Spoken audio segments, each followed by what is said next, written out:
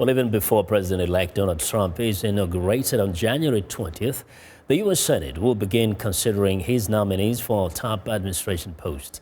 VOA's Michael Bowman reports that Democrats are signaling grave misgivings over Trump's cabinet picks, but would be unable to block them without help from across the aisle. I think it's going to be one of the great cabinets ever. In choosing his presidential inner circle, Donald Trump drew from corporate boardrooms, the military, and the ranks of conservative pro-business public servants. I'm a businessman. Perhaps no Trump nominee has gotten more attention than petroleum executive Rex Tillerson, tapped to be Secretary of State. My relationship with Vladimir Putin, which dates back almost 15 years now, he understands that I'm a businessman. And I've invested a lot of money, our company has invested a lot of money in Russia. We're going to ask a lot of questions, and we'll see what sorts of answers Mr. Tillerson has.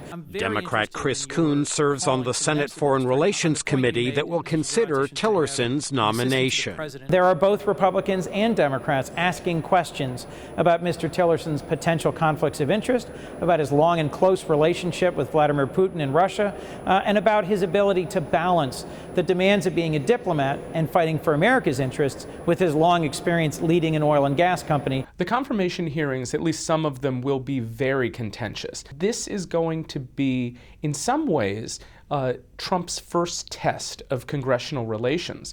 Most Senate Republicans are rallying around Trump's picks. Well, I've been very impressed with the nominations so far.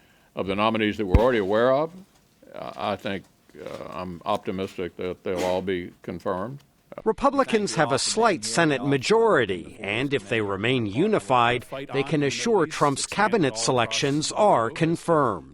These senators also realize they're going to have to work with this president over the coming years. And one of the easiest ways to sully the relationship between you and the president of your party is to really run his nominees through the ringer. Democrats, meanwhile, will use confirmation hearings to illuminate and probe questions surrounding the nominees, hoping to sway public opinion and a few Republicans. The Constitution tasks senators with providing advice and consent on nominees, a duty Democrats say they take seriously. One of the signature features of American democracy is the separation of powers between the executive branch and the legislative branch. There is not much that Democrats in the Senate can do without having 2 or 3 Republicans join with them.